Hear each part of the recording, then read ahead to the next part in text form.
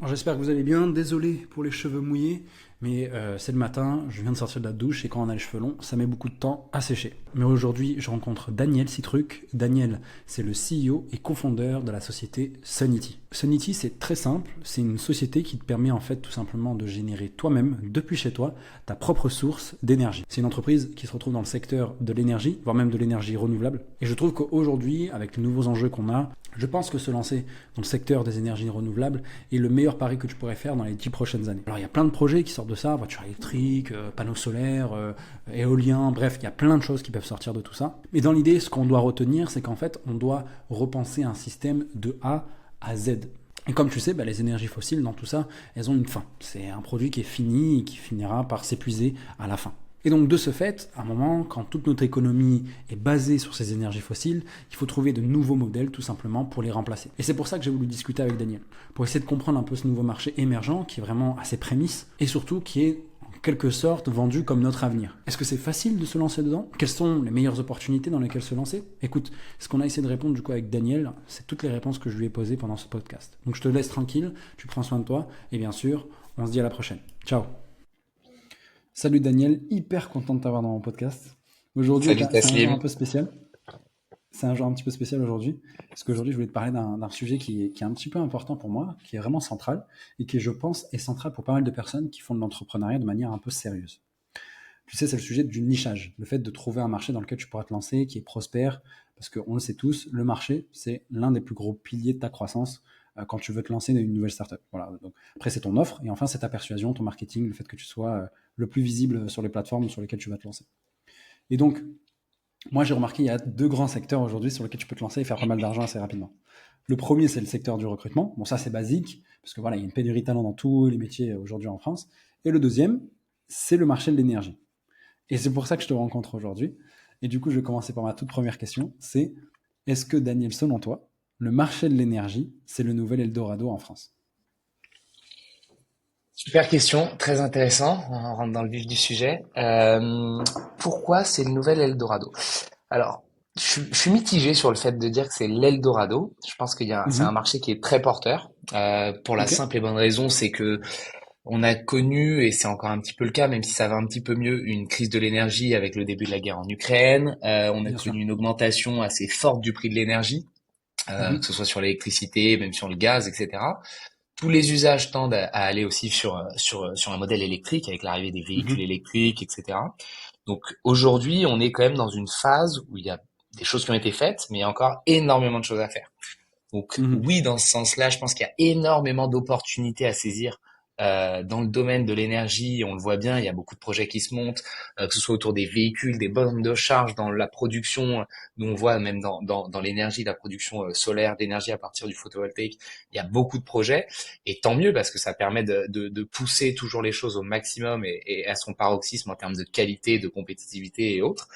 Et effectivement, il y a une demande qui est accrue parce que le besoin, que ce soit au niveau même des consommateurs, qui est plutôt notre cible, où les gens veulent lutter un petit peu contre ces inflations, contre Mhm. ces augmentations de prix, même si on a de la chance, et on est encore bien loti en France avec notre parc nucléaire et autres, même s'il Mhm. y a des choses qui évoluent. Mais en tout cas, les gens veulent faire quelque chose et on a besoin de multiplier notre capacité de production électrique fortement avec l'arrivée de toute la mobilité qui va être principalement en électricité ou même sur l'habitat et autres. Ok. Donc Et oui, je j'ai dirais envie de pareil. dire, oui, il y a énormément d'opportunités. Ça c'est clair, il y a beaucoup de choses à faire, Mhm. si ce n'est tout. Mais il y a énormément de monde. Donc oui, c'est intéressant d'y aller, mais je dirais pas que c'est si simple que ça en tout cas. Il y a beaucoup de Ok. compétitivité. Il faut réussir à, Ok. comme dans tout marché, à trouver les choses. Mais si on trouve, je pense que ça peut être d'une certaine manière un domaine très intéressant et qui peut driver beaucoup d'intérêt, beaucoup de business. Ok, c'est cool. Moi, je trouve ça intéressant. Donc, tu me confirmes bien qu'il y a un petit vent, il y a un vent dans le dos, quand même, mine de rien. On est d'accord Clairement, là-dessus? clairement, Ok, super. clairement. Et la question qui vient ensuite, c'est que je sais que ça a été un petit peu galère, mais que tu as réussi après ça, après avoir un peu compris un peu plus son marché, tu as réussi, il me semble, à faire environ 1 million de chiffre d'affaires en moins de 6 mois. Après, en 6 mois. On est d'accord là-dessus? Exactement, exactement. Qu'est-ce qui s'est passé? Qu'est-ce qui, Ouais. qu'est-ce qui s'est passé avant? Pourquoi tu n'y arrivais pas avant? Et pourquoi, qu'est-ce qui s'est passé juste après? Parce que 6 mois, 1 million d'euros, je peux te dire, pour n'importe qui, c'est beaucoup d'argent. Mm. Et donc, du coup, je voulais savoir qu'est-ce que tu as compris? Qu'est-ce qu'il y a? Parce que moi, je te le dis, pour être honnête, moi, le moment où ça a vraiment décollé pour moi, c'est quand j'ai compris que mon offre, bam, j'ai enfin rencontré mon marché. En gros, ma question, c'est toute simple. Qu'est-ce qui t'a permis de trouver ton product market fit assez rapidement avec ta boîte aujourd'hui? Ouais. Écoute, effectivement, on a mis quelques mois à comprendre avant de lancer vraiment le projet. Et une fois qu'on avait compris, donc nous on a commencé il y a maintenant 1 an et demi avec un produit des kits solaires qu'on peut installer Mhm, soi-même en do it yourself, de la manière la plus simple possible. On branche sur une simple prise de courant.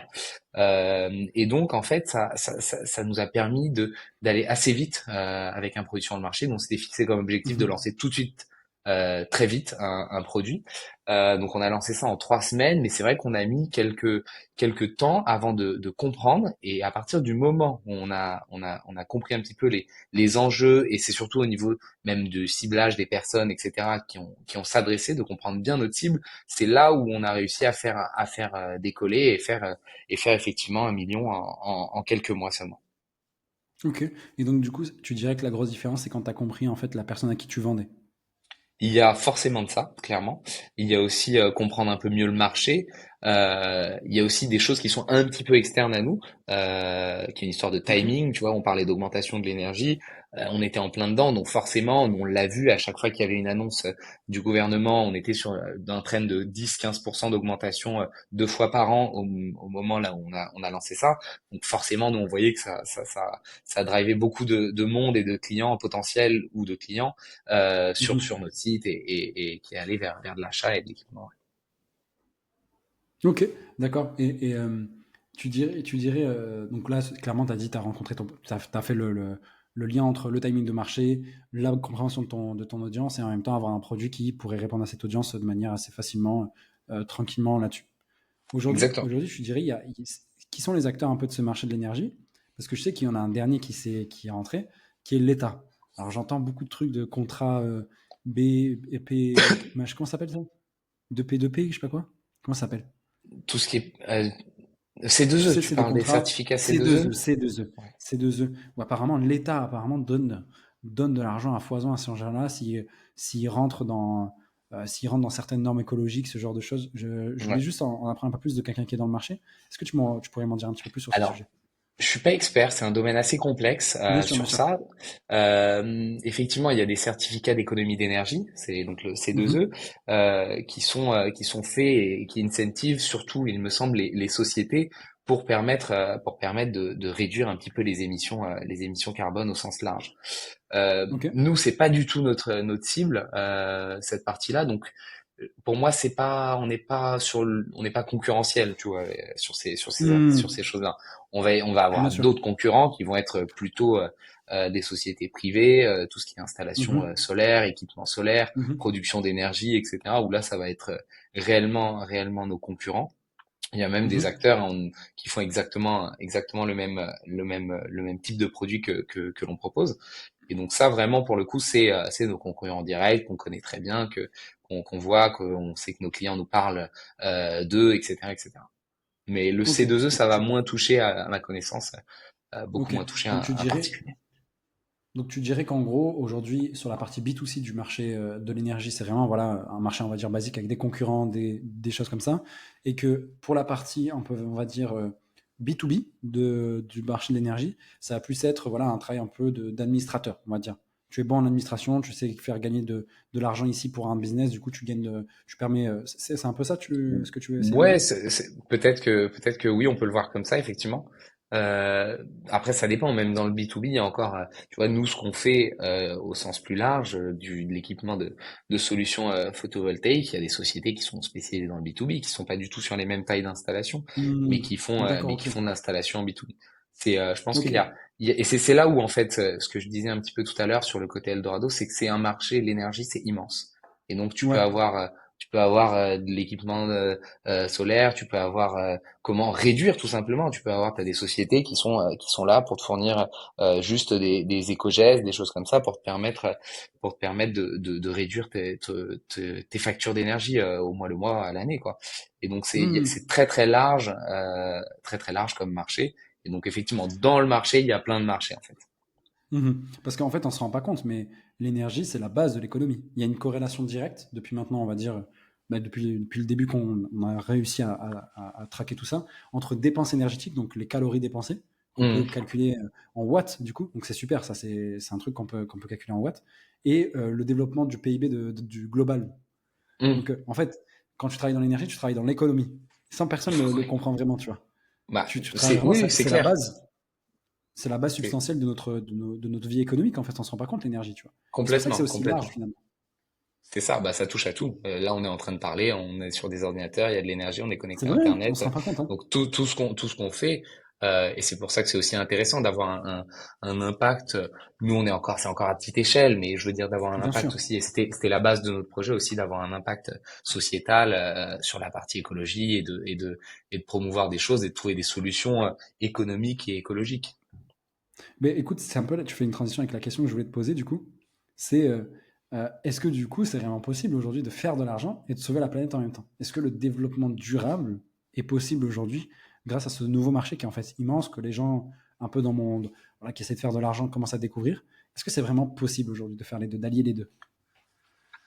Et je pense qu'il faut trouver des solutions. Il y a beaucoup de choses à repenser, à refaire. Donc à partir de ce moment-là, oui, tu peux avoir quelque chose de prospère. Et il y a plein de sociétés qui le prouvent en Mhm. termes de business, tout en faisant des solutions qui sont bonnes pour la planète. Et on peut ne même pas Mhm. naître dans l'énergie et faire des choses qui sont intéressantes pour la planète. Je pense que c'est plus une philosophie aussi à avoir. Effectivement, ton impact est très fort pour nous. Et c'est ce que je dis parfois même aux gens à mon équipe.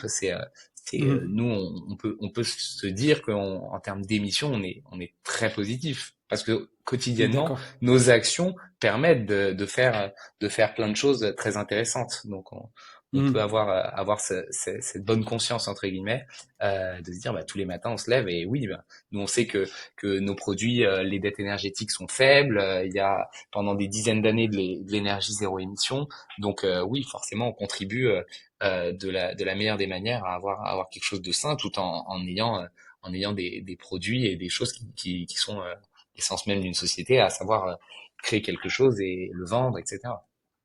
Ok. Et dis-moi, ça serait, si tu devais avoir un peu une idée qui serait un peu globale, qui se retrouve un peu partout, de manière générale, ça serait quoi en gros les plus gros obstacles que tu as rencontrés quand tu t'es lancé? Est-ce qu'il y a des choses réglementaires à avoir en tête? Est-ce que tu vois, vraiment, je suis un peu candide sur ce genre de questions. C'est, Ouais, ouais, mis à part le côté clairement. business pur, donc mes clients, mes concurrents, etc. Est-ce qu'il y a des choses en plus, comme la réglementation, ce genre de choses qu'il faut prendre en Il compte quand tu lances un produit Ouais, dans l'énergie? bah clairement, il y a beaucoup de choses, il y a beaucoup de réglementations, même je reviens sur ce que je disais tout à l'heure, où il y a beaucoup de choses qui sont à faire, donc il y a des choses qui ont besoin d'être chahutées et d'être bougées un petit peu aussi, mais il faut Mhm. passer un temps, c'est sûr qu'il faut passer un petit temps à comprendre le marché avec et ses enjeux administratifs, légaux, etc. Nous, on s'est Mhm. lancé très rapidement. Euh, on a itéré très vite et c'est vrai, au début, on comprenait suffisamment pour se lancer, mais pas du tout au niveau de ce qu'on comprend aujourd'hui de nos produits, de comment ça fonctionne, de ce qu'on propose, etc. C'est sûr Mhm. que avec le temps, on apprend énormément. Après, je pense qu'il faut jamais trop perdre de temps quand on lance quelque chose. Il faut s'assurer du minimum, à savoir que ce soit un bon produit, que ce soit légalement viable, etc., etc. Mais je pense qu'il faut foncer. C'est comme ça aussi qu'on apprend beaucoup. Après, nous, on est sur du hardware, hein, donc c'est encore un autre sujet. En termes de réglementation, c'est Mhm. forcément plus fort. Mais même dans ce cas-là, on peut toujours trouver des solutions. Euh, Typiquement, notre tout premier produit, c'était un produit qu'on assemblait, et c'est pour ça qu'on l'a lancé en quelques semaines. C'était juste des produits qu'on prenait sur étagère, comme beaucoup d'industries, hein, et on l'assemblait pour pouvoir lancer quelque chose de très rapide. Donc, en termes de certification, on se basait sur les certifications de chacun des produits, et etc., qui avaient déjà été testés et tout. Ok, Donc ça d'accord. aide.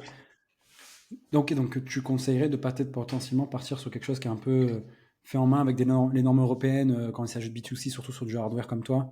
Donc prendre des choses avec. Bah, si tu peux le Euh, faire, si tu as la chance de pouvoir le faire, ouais, tu gagnes un temps fou pour tester ton marché, parce que le nombre de projets hardware même avec des superbes idées, qui se rendent compte après coup en mettant sur le marché quelque chose après 3 années de R&D qui fonctionne pas. Et c'est pour ça aussi que on dit souvent que c'est plus compliqué le hardware parce qu'en fait, tu vas pas itérer. Moi, je viens plutôt du software et tu vas pas itérer, faire une mise en production pour une nouvelle feature sur ton site. Tu lances, tu Mhm. testes, tu vois un petit peu avec tous les outils de tracking que tu as aujourd'hui, tu vois si ça prend. Et si ça prend pas, tu corriges le bug, tu réitères, tu améliores, etc.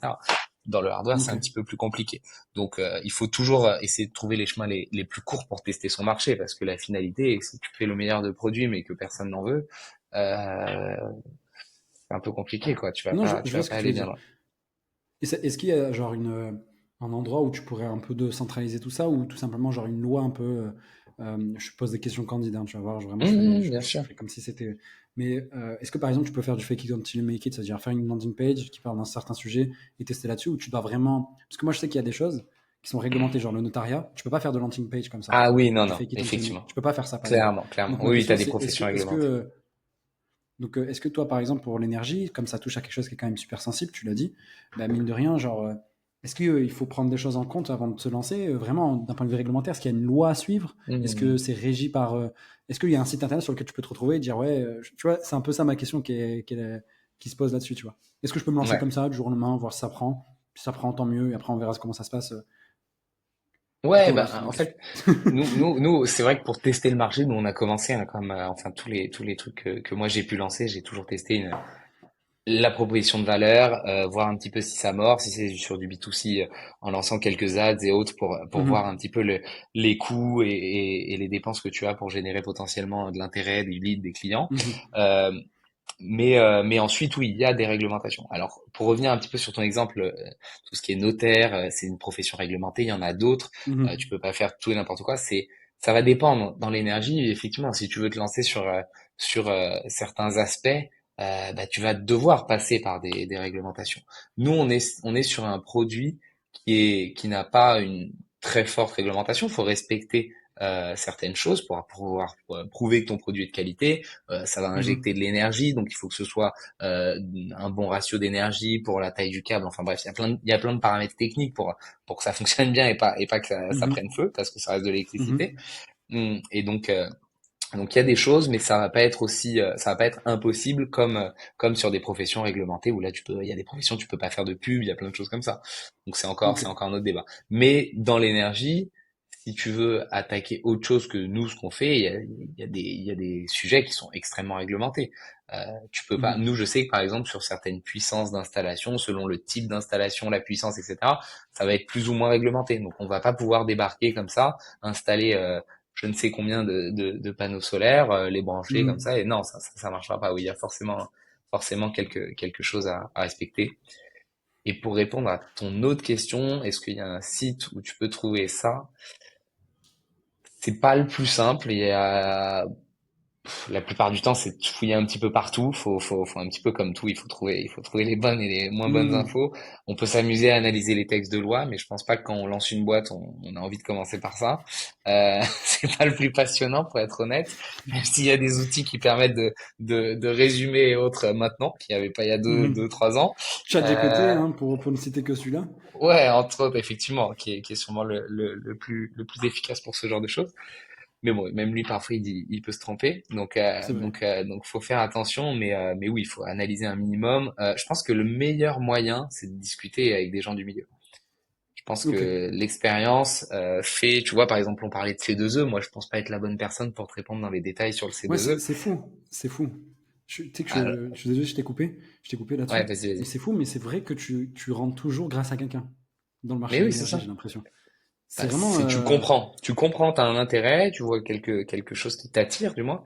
Le business global t'intéresse, t'as envie de faire quelque chose là-dedans. Mais après, nous, c'est vrai qu'on a discuté très rapidement avec des gens qui avaient 10, 15, 20 ans d'expérience pour comprendre un petit peu. Et en fait, ils font gagner un temps fou, mais c'est ça, je pense que c'est valable Hmm, dans n'importe quel business. un peu moins. Regarde, je te donne un exemple. Regarde. Je te donne un exemple pour que tu comprennes. Genre, tu prends Alex Hormozy avec son livre 100 Million Offers, 100 Million Leads, qui sont des basiques Mhm. aujourd'hui dans le business après même pas 2 ans d'édition. Tu peux le lire, tu peux lancer ton business de service. Tu vas sur YouTube, how to Oui, find my. T'as compris, c'est mappé. Ce que j'essaie de te faire comprendre, c'est que c'est assez mappé comme business, tu vois. de Tu peux lancer, je tirer. suis d'accord. De faire marcher, c'est encore autre chose. D'avoir Non, bien un sûr, business après, qui fonctionne, c'est ça. Bah, lancer, tout le monde peut c'est le lancer même un truc. problème, hein. Exactement. Ça, j'ai compris, mais ce que je veux dire, c'est que j'ai l'impression que là, demain, je peux me lancer dans le business dans le business de l'énergie. Même si j'ai un truc sympa, je suis pas sûr de trouver mon premier client en 6 mois. Tu Ça, c'est vois l'idée ou sûr. pas? Ouais, ça, c'est sûr. Mais ça, je pense que ouais, c'est ce qu'on disait, effectivement. C'est dans beaucoup, beaucoup de cas. Mais oui, pour trouver le bon produit, je pense qu'il faut discuter. Et c'est comme tout, hein, Hmm. ça, c'est, enfin, même au sens large, quand on lance un produit, je pense que on gagne tellement de temps à discuter avec une personne par rapport à faire 300 recherches sur Google Et à ou autre. travailler pour elle surtout. Travailler pour elle surtout. L'expérience des gens du milieu qui nous intéressent, pour moi, enfin, moi, à chaque fois, ça m'a fait gagner beaucoup de temps. Ok, ok. Donc on a vu que il y avait la grosse partie business qui correspondait forcément à tout business quand tu voulais te lancer. Est-ce que tu en vois d'autres quand tu te lances dans le marché de l'énergie ou pas du tout? Ou on a fait le tour d'après toi? Bah, il faut bien connaître les enjeux, faut bien connaître effectivement pour la partie business, produit, mais ça c'est assez logique. Mhm. L'aspect réglementaire, comme j'ai dit, ça va dépendre de ce qu'on fait exactement dans l'énergie. Ah, c'est déjà pas mal si on connaît ce qu'on peut faire, ce qui peut plaire et ce qu'on va faire, ça me Mhm. semble être pas mal du tout. Donc, en gros, si je dois résumer cette partie-là, le marché de l'énergie est tellement gros qu'en fait, c'est limite un marché économique en lui-même, tu vois, c'est limite le marché des Ouais, agences, tu vois. Il est aussi large que ça. Et en gros, aujourd'hui, bah, tu peux limite choisir dans ce marché, mais tu dois réussir à le mapper. Et si tu n'arrives pas à le mapper, travaille pour quelqu'un ou va poser des questions à une personne qui est là depuis 10 ans et qui comprend tout de A à Z. ouais. En gros, c'est un peu ça, quoi. C'est un peu ça que tu essaies de faire comprendre. Clairement, clairement, parce que il y a des Ok. marchés de niche, nous on est sur quelque chose de très large, très mass market, mais il y a des marchés, t'as des marchés très, beaucoup plus niche et qui vont demander des agréments, des choses comme ça, Hmm. sur pas mal de choses. Je sais que typiquement t'as des acteurs qui sont tout ce qui est responsable d'équilibre, fournisseur d'électricité, etc. Ça te demande de passer certains agréments. Tu es engagé vis-à-vis Hmm. de tout ce qui est RTE, toutes les personnes qui gèrent tout ce qui est RTE, Enedis, les personnes qui gèrent le réseau électrique, qui fait en sorte qu'on soit Hmm. toujours sur quelque chose de stable, parce que si on a trop de tension ou trop de sous-tension ou pas assez du coup, bah, on risque le blackout et donc ça c'est un enjeu comme tu disais économique assez fort. Donc là tu vas être si demain tu décides de lancer ton business en tant que fournisseur d'électricité, responsable d'équilibre, toutes ces choses-là. Là, tu vas devoir passer du temps pour obtenir les agréments. Et si tu viens pas de ce domaine, ça va prendre. Là, il faut vraiment s'associer, je pense, avec des personnes qui viennent de ce domaine pour gagner un temps fou, quoi. Ok. Et où tu les trouves, ces gens-là? Si tu avais des tips là-dessus, je te demande. LinkedIn, hein. Tu commences Ok. à comprendre le domaine et après tu échanges. La plupart des gens sont toujours enclins à échanger sur leur quotidien et ils le font souvent, même toujours, à ma connaissance, avec plaisir, quoi. Petit tips, proposez-lui un podcast, ça marche en général très très bien. Ouais, c'est vrai que c'est un bon moyen d'échanger. Et du coup, bah voilà, c'est le petit tips que je donne. Donc déjà, le premier tips, travaille pour quelqu'un qui est dans ce domaine si vous voulez rentrer dans le marché de l'énergie, si tu veux, pour faire tes premiers sous. Et en plus de ça, je pense que ça rémunère assez bien tous les parties prenantes pour que tu aies un bon salaire. Et fais ça pour apprendre. Et deuxième, ben, en fait, inviter les gens dans un podcast pour discuter de tout ça, hein, parce qu'en vrai, il est tellement grand que... Parce que c'est vrai, j'ai vu de tout et n'importe quoi, hein. J'ai vu vraiment de Hmm. tout et n'importe quoi. Il y a mon ancien employeur bassiste. Maintenant, ils font leur pain sur la vente de permis de construire pour pour les parcs Ouais, photovoltaïques privés, tu tu vois. vois, c'est Et encore ils dans gagnent. l'énergie, d'une C'est certaine tout manière. bête, mais ça n'a rien à voir avec l'énergie, parce que c'est du permis de construire, c'est purement légal. Mais d'un autre côté, leur plus grand maintenant retour d'investissement, c'est sur les parcs énergétiques privés, Ouais, etc., etc. Donc vraiment, pour le ça coup, finit par l'être, ouais. Exactement. ouais, voilà, donc c'est pour ça que je dis que vraiment, on se rend pas compte à quel point c'est intrinsèquement lié à nos vies, en fait, l'énergie. Ah ben bien Vraiment, hein, sûr, tout. sans électricité, il n'y a rien. Tu vois, moi, je te donne un exemple. Quand aux États-Unis, j'étais chez les Amish. Je suis passé pour les Ok. voir, tu vois. Donc, autant te dire que voilà, c'est des mecs niveau, Expérience intéressante. niveau, ouais, mais super intéressant. Donc, des sociétés autonomes, ils sont 200 dans une ville, certains n'ont jamais vu une route, tu vois, ils ont toujours vécu à la campagne. Enfin, c'est assez Ok. spécial Ouais, bien comme sûr. environnement. Ben, ça reste des Amish, ils veulent l'électricité. Genre, vraiment, c'est important pour eux. C'est Ok. vraiment un truc, ils vivent pas, s'ils ont, et pourtant, je te dis, c'est Marie Ingalls, hein, c'est la petite maison dans la prairie, hein. C'est Ouais, bah, la lampe à l'huile, etc. Le générateur d'énergie, d'électricité, là, le truc à l'essence, là, c'est genre, c'est plus important que le maire de la ville, genre. Genre, c'est vraiment un truc de fou, c'est protégé comme pas possible. Et je me dis que même pour eux, qui sont les grands autonomes qu'on vend aux États-Unis, tu sais, les trucs autonomes, si même pour eux c'est un sujet l'électricité, c'est que ça l'est pour nous encore plus que. Tu vois. Parce que si ils n'arrivent pas à s'en passer, nous aussi on va galérer. Tu vois. Et donc du coup, Clairement. en gros, ok, Mais je le pense que marché est c'est assez même plus gros. galéré, ouais. C'est- Non mais demain il n'y a plus d'électricité, je pense que ça se tire des balles dans la tête. Enfin, c'est l'anarchie en une heure. Tu vois. Mais c'est vrai, on s'en rend pas compte. On va enfin lever la C'est tête de nos clair. téléphones et dire, mais en fait, on va jouer au Monopoly maintenant, c'est comment ça va se passer? On va se taper dessus, c'est pas possible. Il n'y a plus d'énergie, on va se taper dessus, c'est sûr et certain. On va tout faire J'aurais pour que ça arrive pas. j'aurais des petites questions par-ci par-là. T'es dans le B2C, Mhm. et moi j'aimerais savoir un peu les tendances de marché que tu vois à l'avenir pour un petit, comme moi par exemple, qui a peut-être une agence, qui a peut-être une compétence à vendre à ce marché, quel Mhm. qu'il soit. Tu penses que ça pourrait être quoi le plus intéressant à se lancer? C'est quoi les marchés que tu entends? Peut-être qu'il y a un gros, on va dire, ROI à peut-être se lancer là-dedans. Donc, je voulais avoir un petit peu ton avis d'expérience, du peu d'expérience que tu as sur le marché de l'énergie généralement, peut-être en B2C ou B2B, de ce que tu entends autour de toi. Voilà. Ce que tu as déjà entendu par ce genre de choses, quoi. C'est vrai que moi actuellement je suis très très focus énergie B2C, un peu moins B2B, Mhm. même si j'entends un petit peu de choses. Dans l'énergie, qu'est-ce que je pourrais te dire? Je pense qu'il y a des choses, et en fait, comme je le disais au tout début, c'est qu'il y a des choses à faire encore. Donc là, ce qui me vient, c'est des choses qui sont déjà pas mal captées. Tu vois, même Mhm. le solaire, nous, ce qu'on fait aujourd'hui, je pense que nous, on est arrivé, c'était encore le bon moment. On n'était pas les tout premiers sur ce qu'on fait. Mhm. On était parmi les premiers, mais on en a vu plein arriver derrière, plein Mhm. continuer, plein arrêter. Et donc, je pense que aujourd'hui, se lancer, c'est possible, mais ça va demander beaucoup de ressources Ok. sur ça. Donc, ça peut être du financement qui peut permettre de faire ça, mais parce qu'il y a Mhm. quand même, il y a quand même un marché qui est pas mal capté. Tout ce qui est solaire, je pense que c'est le cas. Enfin qui reste à capter mais qui est pas mal compétitif plutôt.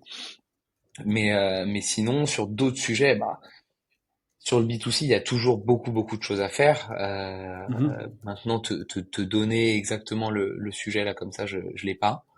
Euh, c'est toujours ça peut être des produits. Le hardware ça marche très bien en B2C. Maintenant faut le Mhm. faire, faut trouver le bon produit et ça c'est assez complexe. Le Mhm. software, le software, il y a 2000 choses à faire, il y a plein de changements ces Ouais. derniers temps. Euh, je sais pas si c'est moi parce que je suis beaucoup moins dedans ou si c'est que ça se calme un peu.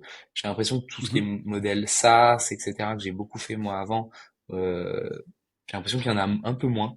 Je pense qu'il y a eu C'est fini, beaucoup de monde. fini. Ouais, C'était, c'est c'était c'est- là, c'est une c'était, impression. c'était notre bulle des subprimes à nous, on va dire.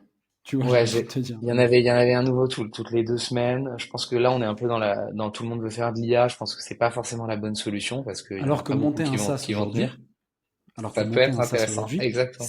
mais faut y aller justement. Tu vois? Ouais. Parce que Mais c'est t'imagines plus avant, dur, c'est plus dur à financer, hein. Ça, c'était très dur si t'as pas de ah mais bien sûr, financement. mais d'un autre côté, la porte à l'entrée pour monter un SaaS, moi je me rappelle chez Swipe, tu sais, elle était de Hum, combien la team dev? monstrueuse. Elle, est- C'est elle des était centaines. autant on avait presque un 50-50. Je sais pas si tu te rends Ouais. compte. Hum, On parle d'un truc de ticket restaurant, ça va, tu vois, genre c'est pas. Tu vois, ouais. tu vas pas faire décoller la NASA, tu vois ce que je veux dire? On avait Hum, 50-50. 50 commercial, enfin 50%, 50%. C'était n'importe quoi.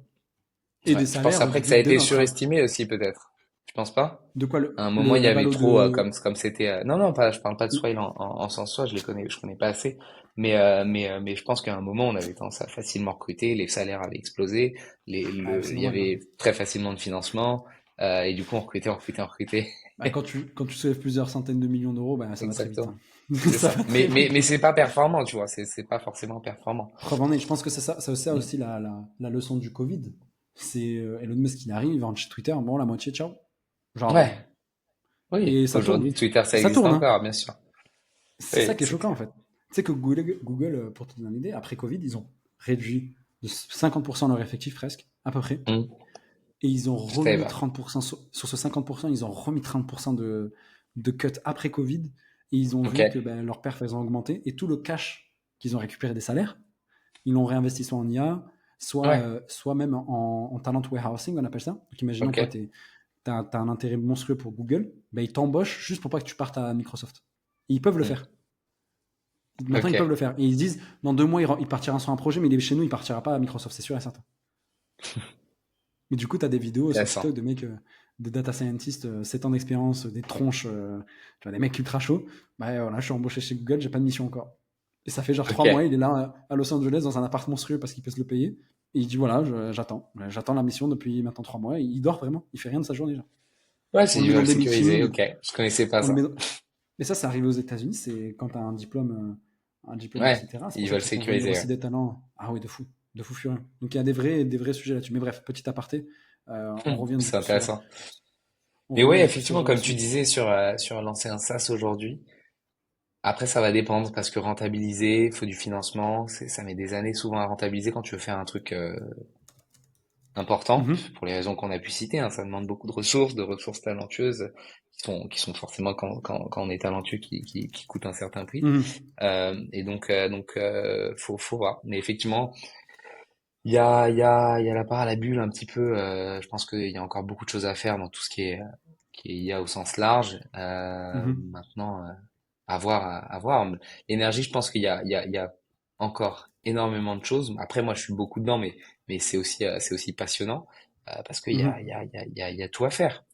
Et tu vois que c'est un enjeu sociétal, politique, comme tu le disais, l'importance du sujet. Et quand on voit un petit peu certains pays autres que chez nous qui permettent, qui avancent sur des sujets, on voit qu'il y a 2000 choses qui sortent, qui sont à faire et c'est assez passionnant et ça bout, quoi.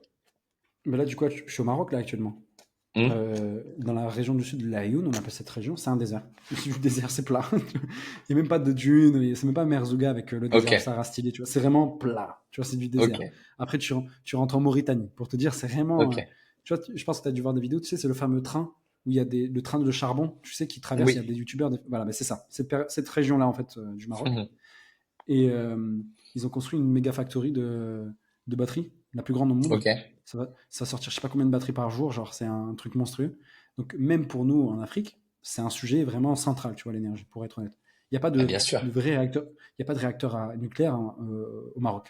Ça n'existe pas, tu vois. On a l'éolien, le solaire un petit peu, et surtout nous c'est le charbon, c'est presque 90% Ouais. le Donc charbon. ça, en termes d'émissions, c'est cata. Oh là là là là. Après bon, Ouais. 36 millions d'habitants, la moitié, je crois, la grosse moitié dans l'industrie, tu vois, dans le premier, dans le secteur primaire. Non, mais c'est Mais des choses, tu vois, c'est qu'il reste tout à faire. non, mais je Si veux dire, on est ça. loin, on est même loin des émissions de la France, je crois, en termes d'émissions. Tu vois. En termes Ouais, d'émissions bah bien sûr. de carbone, on est un petit peu en dessous. Tu vois. Mais ouais, mais ça Hmm. commence. Hein. Il y a les premières Tesla Lookalike, tu sais, les voitures Tesla Lookalike qui commencent à arriver à Tanger. Non, vraiment, c'est propre, ça avance chez nous. C'est pas au niveau d'Amsterdam, des villes comme celle-ci, tu vois, qui sont faites pour ça, tu vois. Mais Bien sûr. on avance tout doucement. Donc c'est un sujet qui est mondial. Et c'est pour ça que je m'y intéresse, parce que je me dis, c'est énorme le marché à prendre. Enfin, tu veux te lancer, franchement, pour être honnête, tu veux te lancer aujourd'hui dans le marché de l'énergie, je pense que c'est un bon début. En plus de ça, c'est assez costaud, j'ai l'impression, comme sujet. Donc, Ouais. même au niveau du delivery, des sujets, tu vois, par exemple, je sais que pour le C2E, tu vois, c'est un truc qu'on m'a parlé beaucoup, tu vois, c'est pour ça que Hmm. je te relance là-dessus. Mais je sais qu'apparemment, il y a une vraie brique administrative, il faut remplir des dossiers, c'est quelque Ouais, chose qui est ouais, pas c'est facile, tu c'est vois. des à ma connaissance, tout le monde ne peut pas le délivrer. Il y a des agréments Hmm. particuliers. Il y a quelques boîtes qui sont agréées. Ouais, faut réussir à capter le truc. C'est beaucoup d'administratif. Mais oui, de toute façon, c'est des sujets qui sont soit assez administratifs, Mhm. soit très opérationnels.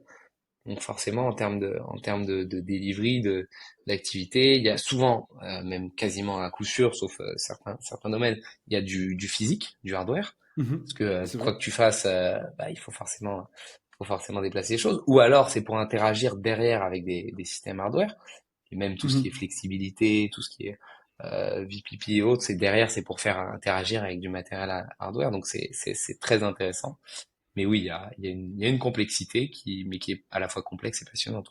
Non, moi je pense que c'est un des meilleurs marchés sur lequel te lancer au début. De toute façon, tu les vois tous les jeunes. Ils rentrent en startup, ça fait plus rêver. Moi, la moitié des gars qui étaient chez moi chez Skello, la bonne partie sont partis, tu vois, faire soit du recrutement, soit sont partis dans le domaine de l'énergie en mode gros call caller. T'as un peu ça, t'as le mec Ah, les vendeurs, ok. école de commerce. Tu vois, les Hmm. vendeurs, ils ont fait ces deux chemins. T'as le mec un peu en mode, moi j'ai une ambition d'être en senior, tu vois, tu vois, manager à un moment, j'ai des gens en dessous de moi. Et après, t'as l'autre partie qui, en fait, moi, les sous. Je m'en fous, hein, je bosse dur, je veux ma Porsche, tu vois. C'était un peu ça dans l'idée. Et il part dans l'énergie. Et j'ai trouvé ça un signal fort parce que les startups font plus rêver. Qu'est-ce qui reste? Ben, il y a l'argent, quoi. Faire bien Hmm. de l'argent ou avoir un peu plus de flexibilité dans son taf. Et en général, c'est les deux chemins dans lesquels se tournent les personnes. J'ai Ouais. 3 dernières questions. Et après, la première, elle va concerner le travail que tu fais au quotidien. Et les Hmm. 2 dernières, bah, elles ne concernent rien du tout. Je ne te les ai pas envoyées à l'avance. Donc, Ok. sache que je te prends un peu de cours, je le sais très bien, j'ai fait exprès. Mais en gros, je ne te les ai pas envoyées à l'avance là-dessus. Et la première question que je vais te poser, c'est bah, du coup, après tout ça, après toute cette expérience que tu as eue chez Sonity, c'est quoi la grosse leçon que tu retiens du marché de l'énergie et qu'est-ce que tu as appris vraiment le marché de l'énergie concernant ce marché-là, particulièrement? Euh, il y a un truc au tout début, c'est que avec mon associé Prêche, nous on était venus beaucoup avec la conviction de écologie, très très orienté Mhm. écologie. On a eu tous les deux des enfants, tu vois, donc un petit peu cette Hmm. vocation très orientée écologie. Et je pense que c'est ça aussi quoi. On axait, tu vois, même je vais te donner un exemple, tout ce qui est pub, brand, etc. On l'axait beaucoup là-dessus. Et en fait, on s'est vite rendu compte que euh, nos clients ne venaient pas en tout cas pour ça.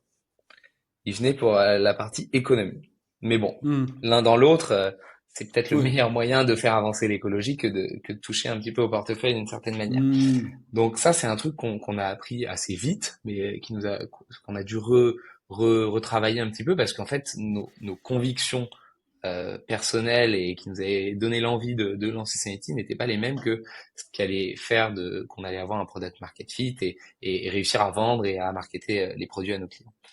Ça, Mhm. c'est intéressant. Ça prouve que en fait, on peut penser la meilleure solution, le meilleur truc, mais en fait, c'est la finalité, c'est que c'est les clients qui vont te dire exactement ce qui est intéressé, comment tu vas leur vendre, et etc.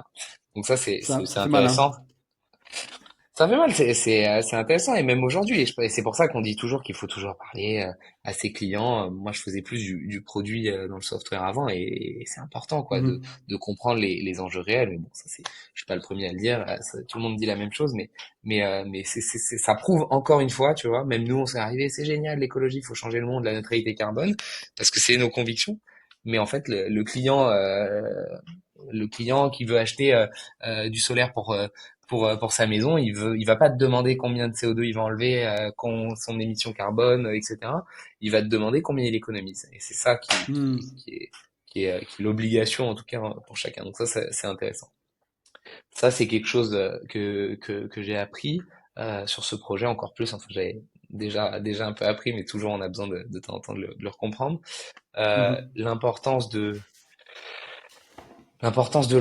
foncer toujours, ça c'est fondamental. Après moi je suis un petit peu hyperactif sur ça, j'ai l'impression que ça va jamais assez vite, mais je pense que c'est important et il faut foncer, se planter, pas trop dans la limite du raisonnable, mais parfois il faut pas s'autoriser trop de réflexion, faut y aller, faut voir ce qui se passe, la réalité du marché, comme ce que je viens de dire sur l'écologie vs l'économie. Bah, si on avait passé 3 ans à dessiner le truc le plus écologique avec des produits qui t'envoient sur un écran combien t'as réduit d'émissions CO2, ça aurait servi à rien puisque personne n'aurait regardé. Donc faut foncer à Par contre, t'as mis 200 au à milieu 200%. euro Ouais, économisé, c'est bon, tout le monde mais était c'est content. ça. Mais c'est ça qui veut. Je te dis, C'est ça même que vous nous sur voulez, des, c'est ça que vous voulez. sur des calculateurs, sur des calculateurs, au début on mettait combien ça va faire la dette énergétique. La dette énergétique, je sais pas si tu es familier avec ça, mais c'est le temps. Par exemple, nous on fabrique des produits, ils vont consommer une énergie pour sa fabrication, et typiquement nos produits, au bout de 2 ans, ils ont assumé en produisant de l'énergie toute l'énergie qui a été nécessaire pour Hmm. leur construction. Donc on dit qu'il y a une dette Et énergétique c'est de ça que 2 ans. c'est ça que beaucoup de personnes ne comprennent pas avec le truc de oui, mais ta Tesla, elle pollue parce que non, mais en fait, t'as pas compris. Elle va durer, Oui, donc elle va oui, pas polluer. oui, elle C'est ça. pollue. Oui, elle a pollué. Quand tu as C'est, sorti mais, mais la c'est pas batterie, tu l'as grave. construit, ça a pollué. Mais c'est pas grave, parce qu'en Ex- fait, elle a emmagasiné une exactement, dette qu'elle va exactement, rembourser. Et ça, personne, exactement. c'est un truc de fou. C'est fou Alors que de l'autre côté, il y a une dette énergétique forcément sur la fabrication, mais il y a aussi le problème, c'est plus les émissions à tout ce qui est énergie fossile. C'est ça. Mais oui, effectivement, ça met plus de temps la dette énergétique pure de la fabrication aujourd'hui parce que la filiale, même si elle est très avancée, est encore en cours de développement. Bien sûr. Mais au bout d'un moment, faut pas oublier qu'une voiture électrique, ça a pas besoin d'entretien, ça roule pendant très longtemps, etc. Non, Donc mais on ça, voit comment ça évolue. moi, Donc oui, il y a de ça. j'étais toujours, j'étais toujours, tu vois, l'hystérie écologique, je pense qu'elle énerve tout le monde, je pense aujourd'hui, enfin, la personne lambda, de dire oui, il faut. Et quand tu apportes des solutions, tu sais, c'est le truc qui énerve le plus, je pense, quand tu es entrepreneur, c'est quand tu apportes des solutions. Bon, la première, c'est ils comprennent rien, alors qu'après, ça va quand tu vois que l'argent rentre et que ça te console. C'est un peu un lot de consolation, je trouve, l'entrepreneuriat, tu vois. L'argent dans l'entrepreneuriat, c'est un peu ça. C'est que tu penses une vision du monde, tu C'est te rends là, compte qu'au final, ben, c'est ça. Je pense souvent que ma conviction, hein. Je pense pas qu'il faut que ce soit la première motivation, mais par contre, c'est la bien sûr. récompense, entre guillemets, d'un travail bien fait. Ouais, C'est quand tu c'est un fais lot de un consolation, je produit, un trouve. service, exactement, quand tu fais un produit, un service, et que tu vois que les gens l'achètent ou s'abonnent, ou enfin, peu importe, et ben, tu te dis, OK, comme on en revenait, tu vois, l'écologie vs l'économie, ça prouve qu'aujourd'hui, l'économie est quand même, Exactement. on te prend ton portefeuille, t'es très emmerdé. C'est vrai. Euh, Tu sais, il y a c'est quelqu'un très qui disait, important. Ça prouve que il y vous a faites des quelqu'un bonnes choses. j'avais vu un analyste géopolitique qui disait, tu sais, les sondages, etc., tu sais, ils font des sondages beaucoup Mhm, sur c'est quoi les préoccupations des Français, etc. Il dit le mhm, premier, c'est ce qui leur prend la tête au quotidien, 90% du truc. Le deuxième, c'est ce qui leur fait chier quand ils sortent dehors. Le troisième, ils mhm. s'en foutent. Et tu regardes aujourd'hui, c'est le pouvoir d'achat le premier. Le Bien deuxième, sûr. c'est l'immigration. Le deuxième, la préoccupation des Français, c'est Ouais. l'immigration. Et le troisième, c'est l'écologie. Et donc, quand tu Ok. regardes bien, ben, ça revient à ce que je te disais. Le premier, c'est vraiment le truc qui leur prend le plus la tête. Ils en peuvent plus. Bah oui. Ils ont vraiment, c'est ce qui leur, le 10% qui leur casse la tête quand ils sortent dans l'immigration. Tu vois, ça peut arriver. Hein, tu vois, je suis pas en train de dire, moi, je suis de double nationalité, je suis marocain. Je peux le dire. Oui, des fois, l'immigration peut apporter des problèmes. Il n'y a pas de souci là-dessus. Tu veux pas donner ton avis là-dessus. Moi, je peux donner mon avis. Il n'y a aucun souci parce que j'ai deux nationalités. En gros, c'est vrai que ça peut poser des problèmes. Et après, ensuite, l'écologie. C'est après. Tu vois, Ouais. c'est bon. Une fois qu'on a réglé à peu près ce truc-là, c'est bon. Maintenant, bon, comment on sauve la Mhm, planète? Et c'est vrai que c'est pas une obligation. Donc, prendre le côté économique pour l'amener après ensuite et ramener sur un. En plus, nous, on peut se le permettre. Société occidentale telle qu'on est, on peut se le permettre. On peut s'acheter des Tesla, je pense, en Europe. Donc, je pense que c'est mhm. un bon move à faire. Mais c'est vrai que le deuxième truc que je voulais redire, et après, promis, je te donnerai les deux dernières questions, c'est quand tu as fait le produit et que ça critique pour rien critiquer, tu vois. Tu sais, ils ont rien compris. Ça, c'est le pire, je pense. Alors, ouais, oui, je Oui, comprends cette sensation. mais Oui. pourquoi? Mais elle pollue du coup la Tesla, machin. Mais si t'as pas compris, quand elle sort d'usine, elle a arrêté de polluer. Ouais. Elle a arrêté de Je, polluer. com- je Donc c'est bon en comprends. fait. Tu vois, genre. Elle va très peu polluer effectivement une fois qu'elle. Enfin, ça va dépendre du pays. Si tu la recharges dans un pays qui est Oui. très orienté charbon, etc. Mais bon, ça polluera moins quand Elle même. Je suis pollue toujours au d'accord. Maroc. Je peux te dire, elle pollue toujours au Maroc. C'est sûr et certain. Mais euh, mais oui, oui, c'est clair. Après, moi j'ai tendance, oui, je vois très bien parce que même moi parfois, putain, je me dis putain, mais merde, c'est ce que je voulais vendre, ce que on a sorti, etc. n'a pas été compris. Mais c'est vrai que j'ai toujours à me dire, mais merde, en fait, c'est moi qui l'ai mal expliqué. Est-ce que j'ai bien fait mon job, tu vois? Parce que moi, si j'ai quelqu'un qui vient, qui me prend un rendez-vous, un appel, j'en sais rien comment le canal d'acquisition, mais en tout cas, je me dis putain, c'est moi qui ai mal fait mon travail, puisque la personne, tu vois, l'histoire de la Tesla, c'est parce que aujourd'hui, on est encore, même s'il y a eu une grosse augmentation de voitures électriques, même en France et dans le monde, on est encore, c'est pas la majorité. Des Hmm. immatriculations, il y en a beaucoup, mais c'est pas la majorité. Aujourd'hui, quand tu sors, tu vois plus de voitures et de véhicules thermiques que de véhicules électriques. Et Bien donc sûr, bien sûr. c'est le besoin et les gens qui connaissent sont un peu les précurseurs qui vont permettre aux autres d'avancer, de faire connaître, etc. Mais effectivement, on a besoin et là ça commence, tu vois, le fait même qu'on ait cette discussion, c'est que c'est rentré un petit peu dans Ah, les moi avant, mœurs. j'étais en mode, avant j'étais limite climato-sceptique, hein. Vraiment, Ouais. vraiment pour de vrai, hein. Mais c'est Tu vois, parce que depuis il y peu, a une ben, incompréhension, parce que personne bien sûr. peut En fait, être c'est que contre quand tu les gens comprends qui, les enjeux complets. Tu peux pas non, être parce que moi contre. Tu peux. je te Ouais. le dis, moi pour être honnête, c'est qu'en fait c'était les gens qui parlaient de ce sujet à m'énerver au plus haut point. Hum. Bon, Ouais, tu l'auras compris. je vois ce que je comprends ce que tu veux dire. Je suis d'une sensibilité plus de droite, je pense que tu l'as compris, je suis dans un royaume aujourd'hui, bon, tu comprends l'idée. Il m'énervait au plus haut point parce qu'ils sont pas sexy. Je sais pas comment t'expliquer, tu vas me dire, ouais, c'est bizarre ce que tu racontes, Oui, mais c'est un enjeu tellement important qu'on s'en fout d'être sexy. Mais en fait, si. En fait, c'est ça que tu comprends pas. je vois C'est que que, parfois le message je... est pas bien véhiculé, mais pourquoi? Et je pense que c'est comme dans n'importe quel sujet. Tu as besoin dans un sujet nouveau, tu vois, quand Mhm. c'est nouveau, il n'y a pas tout le Ah monde oui, qui oui, va le oui. capter ce sujet, et Mhm. donc les personnes qui vont le capter vont tellement le capter profondément qu'on en devient un petit peu, entre Mhm. guillemets, extrémiste du sujet. Bien Et donc sûr. parfois le message, comme il est véhiculé d'une manière un petit peu trop poussée, mais je pense après qu'il y a besoin, au début de quelque chose d'aussi important que ça, d'avoir ces choses-là. Mais par contre, je comprends que parfois, il y a des gens qui arrivent mieux à transmettre le message et quand on le comprend, parce que Mhm. le but c'est de le comprendre, comme on Alors que l'expliquait. j'étais en dents de scie, hein. Moi, j'étais en dents de scie. Ouais, bah ouais, mais Moi, je je suis à comprends l'école. totalement ta réflexion. Hmm. Moi, je sors d'école, j'étais dans une école un peu plus, on va dire, huppés de mon petit village dans lequel j'étais. Et donc, du coup, j'avais des Ouais, professeurs un peu plus voilà, présents pour leurs enfants, parce que je suis parti d'une école de, j'étais dans une école de 45 élèves, je passais à 23, tu vois. Donc, forcément, ok. l'enseignement était un petit peu meilleur. Et, euh, et je me rappelle, donc, il nous présentait Al Gore, tu vois, etc., avec Ouais, bien sûr. son discours en 90. Incroyable. J'étais subjugué, j'avais 12 ans. Oui, tous les jours, il faut sauver la planète, tu vois ce que je veux dire ou pas? Et Bien sûr. après, bah là, il y a eu. Et après, ça c'est par. Tu vois, pendant mon lycée, ah, qu'est-ce qu'elle a, Greta Thunberg, pourquoi elle casse la tête, tu vois, etc. Et après, à un moment, là, ça revient, et je trouve qu'il y a de nouvelles voix qui parlent. Hmm. T'en as qui te dépriment au plus haut point, mais il faut l'entendre aussi, parce que c'est vrai que ça arrive d'en face de nous, c'est un mur qu'on va se prendre, et il faut travailler pour. Et si en plus de ça, on peut se faire de l'argent en faisant ça, franchement, pourquoi pas, tu vois. Hmm. Et je t'avoue Je que j'ai changé comprends. pas mal là-dessus. J'ai changé pas mal là-dessus. Bon, bref. C'est un sujet qu'on pourrait en parler des heures, Ouais, c'est clair. Bah, de toute ça me façon, passionne, hein. on est tous concernés, mais effectivement, De ouf. En fait, c'est faut ça. prendre C'est acte ça. et faut essayer de faire comprendre le plus facilement possible l'importance du sujet. Je suis d'accord là-dessus. Bon, bref, les deux dernières questions que je vais te poser, que je pose à tous les invités d'ailleurs. La première, Ouais, c'est que je vais te raconter une petite histoire quand j'étais aux États-Unis. Bon, déjà, est-ce que tu as passé un bon moment? Est-ce qu'à premièrement, très tu as bon. passé un bon moment ou pas? Ok, Ouais, super, parfait. super. Écoute, quand j'étais aux États-Unis, je voulais apprendre vraiment le business. J'étais dans la banque, vraiment, j'étais dans une autre philosophie de vie. Je voulais faire des sous, faire des sous. Je voulais absolument, voilà, j'avais le loup de Wall Street dans la tête. Pour moi, c'était ça la vie, etc. Enfin bref, avec toutes les dérives qui pourraient arriver, tu l'auras compris. Et je demande du coup au gars qui gérait un peu avec moi, c'était Kenny, c'est le mec qui m'a trouvé tous mes stages, etc., Bank of America, etc. Et je lui dis, mais comment il fait ça? Comment il fait ça? Comment il fait ça? Je lui posais plein de questions sur le comment. Il m'a dit, mais Tassim, tu poses pas la bonne question.